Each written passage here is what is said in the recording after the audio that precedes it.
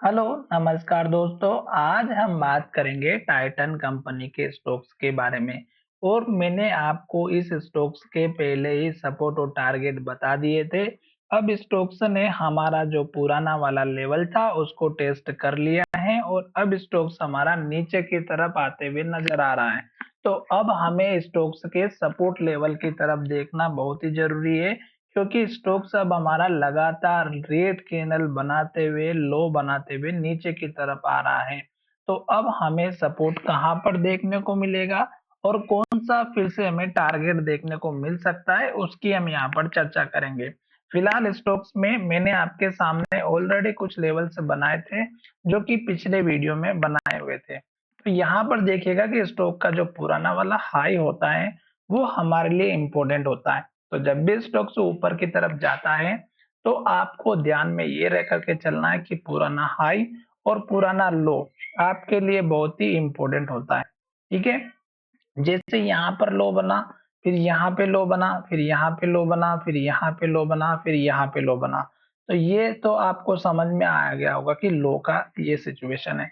जब स्टॉक्स ने यहाँ पर हाई बनाया, यहाँ पे लो बनाया, यहाँ पे लो बनाया, यहाँ पर हाई बनाया, यहाँ पे हाई बनाया।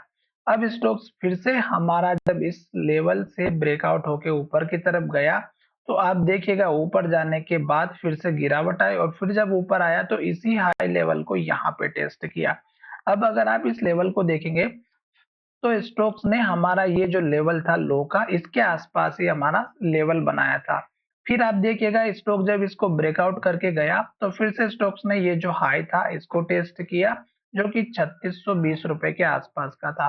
फिर स्टोक्स में अगर ये लेवल ब्रेकआउट होता तो इसके बाद का हाई लेवल टेस्ट होता, जो कि 3648 के आसपास का था। तो ये जो लेवल्स होते हैं ये हमारे लिए बहुत ही इंपॉर्टेंट होते हैं। अब स्टॉक्स ने इस लेवल को ब्रेकआउट तो किया, पर स्टॉक इसके बाद ऊपर नहीं जा पाया। तो मैंने आपसे एक चीज की बार बार जो है बात बताई थी कि जब तक स्टॉक अगर हमारा ऊपर जा रहा है, ग्रीन कैंडल बना रहा है, हाई बना रहा है और हाई के पास क्लोज हो रहा है, तो तब तक आप बैठे रह सकते हैं।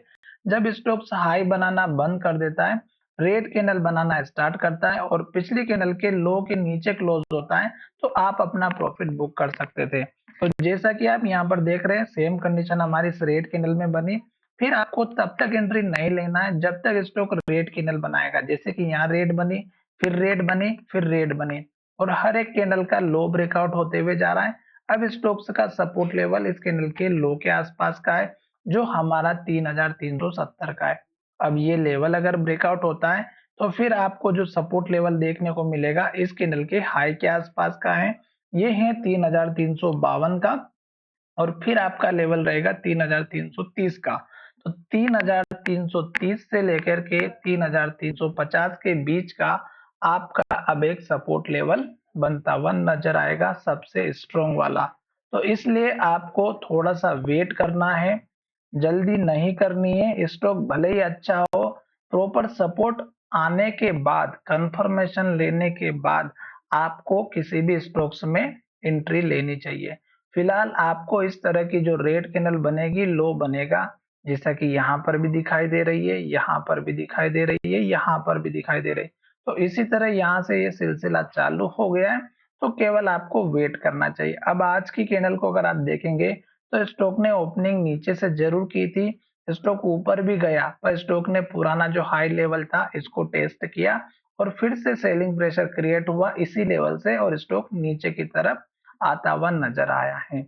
तो इस तरह से पुराने लेवल्स काम करते हैं और जो चार्ट में ट्रेंड दिखता है अकॉर्डिंग, उसके अकॉर्डिंग चार्ट के हिसाब से कैंडल हमारी काम करती हुई नजर आती है। तो चलिए वीडियो को यहीं विराम करते हैं। धन्यवाद, मिलेंगे नई वीडियो में।